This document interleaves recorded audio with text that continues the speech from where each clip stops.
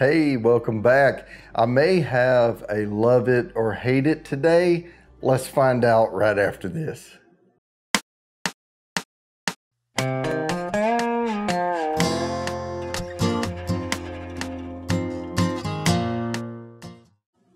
right, guys, pull the plastic off. I hate it when it doesn't come all the way off, but I'll fix that later because I'm OCD like that. I can't have this errant plastic on there, but it'll work for now. Cork has not been out of this. So the reason I said love it or hate it is people tend to love or hate Hudson Baby Bourbon. Now they don't make this anymore. They have switched their mash bill to Hudson Whiskey New York, Bright Lights Big Bourbon here. And the reason people loved to hate on Hudson Baby Bourbon is because it's one of those 100% corn bourbons.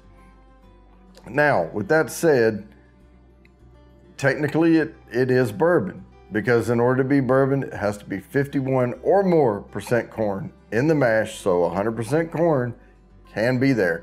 Now, they always said that they procured their corn, it's New York corn. So same thing over here, only this, instead of being 100% corn, is 95% corn with 5% barley, malted barley. So I like Hudson Baby Bourbon. I think Widow Jane's better if you want to compare New York to New York. But this is still the same distillery, the Tuthillatown, or however you pronounce that, Spirits, Gardner, New York. So let's pop top on the new one. This is the Bright Lights Big Bourbon, and I'm gonna pour a little over here. But at the same time, I wanna see what changes they've made from Hudson Baby Bourbon. Now, Hudson Baby Bourbon was popular in a lot of higher end whiskey joints, so we'll see. And like I said, I liked it okay. So first I'm going to spin these a little bit and get some air in them.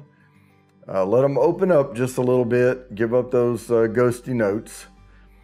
And I will remind myself of that one because it's been a little while. Now, I did do a bar fight series where I had New York, I forget who it was against, but Widow Jane, Hudson Baby Bourbon was in that fight. Whew, that is a stout nose. Now, this one is 46%. This one is 46%. So they did not change the alcohol by volume. They didn't change the proofing on it, but yeah, you can definitely tell this is a high corn over here. Now, as far as legs go, they look very similar to each other. They're medium, decent legs. Okay, not as punchy, not as punchy. Okay, a more caramel nose on this one. Could have something to do with the char on the barrel. I didn't go that deep into it. I just know that this is discontinued. This is the new one. So there we go. Yeah, this is high corn, very punchy. This is softer on the nose. And like I said, a little more caramel, but the vanilla and caramel tends to come out with the barrel char. It releases those wood sugars out, and that's what causes that. But the malted barley does assist with that a little bit. But like I said, 5% in here, so we'll see. Still, I can tell that there is a high corn content to that. So let me start over here, since this is the one I'm reviewing, and I'll get the tongue wet, and then we'll give a few notes off that.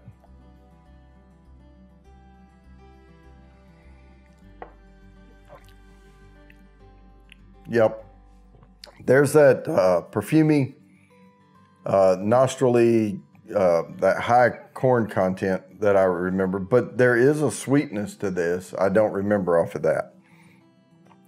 So let me Now that I've got that first swig out of the way, let me get another one.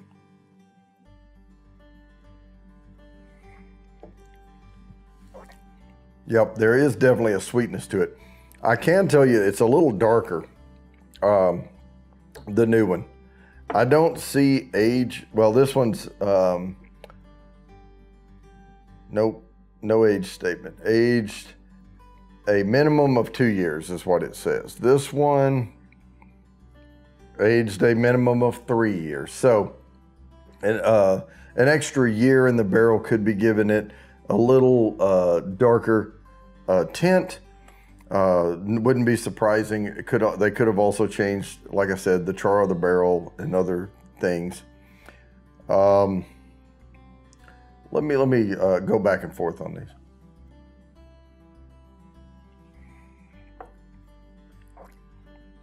Yeah, Hudson Baby Bourbon definitely doesn't have that as strong of a vanilla sweet kick as the new one.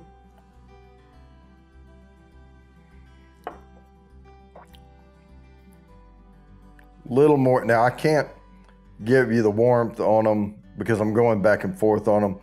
Less of a tongue singe here, just slightly. Neither are that bad. They're not that high of a proof. So let me go back over here. The finish, I'm gonna clear. Still a little lingering finish. I believe it's off of this one. All right, let me try this one.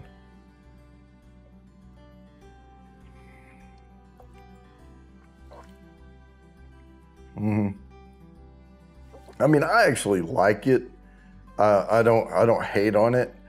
I don't love it, but it is what it is. But it is a high corn, and you can taste that corniness to it, if that makes sense, without much else going on. This one, and the finish over here kind of evaporates quickly after a couple of swallows. Now onto this one.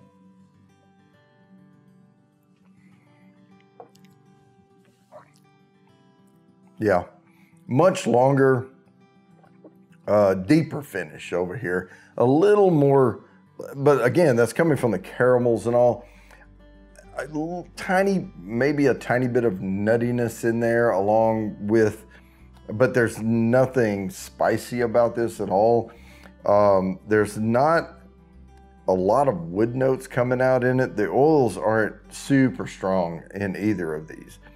And I think you need to leave them in the barrel longer, you know, to get up there. I think this could turn into an exceptional bourbon. I would like to see if they had the Hudson Whiskey New York, you know, the Bright Lights Big Bourbon here, and maybe a 6 or 7 year age. I think that would really help it a lot.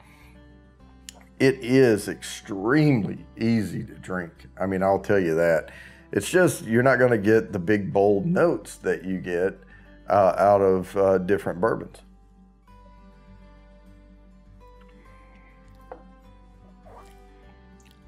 I would not put a cigar with these, I don't think.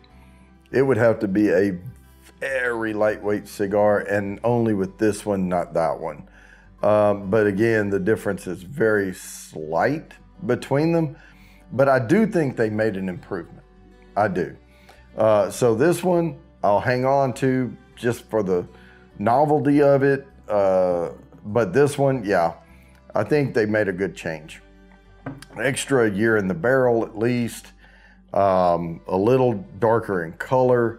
A little more caramel vanilla sweetness coming out. I think that's due to probably a heavier char on the barrel and possibly the longer time.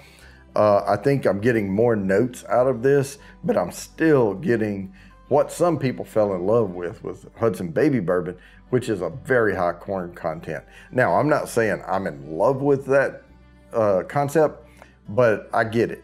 And there's other bourbons out there that are 100% corn that I think are you know, there's something out there for everybody. The legs are really developing well on this one, not so much over here. You know, I think that they're starting to get a little better on this one, few more oils in it.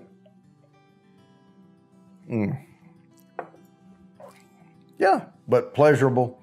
Wouldn't be my absolute go-to for a daily sipper or anything like that, but every once in a while, it's a great pour. So with that, guys, I'm going to go ahead and wrap this up. As always, please like and subscribe, hit the bell down there for notifications, and I promise I'll keep bringing you these videos.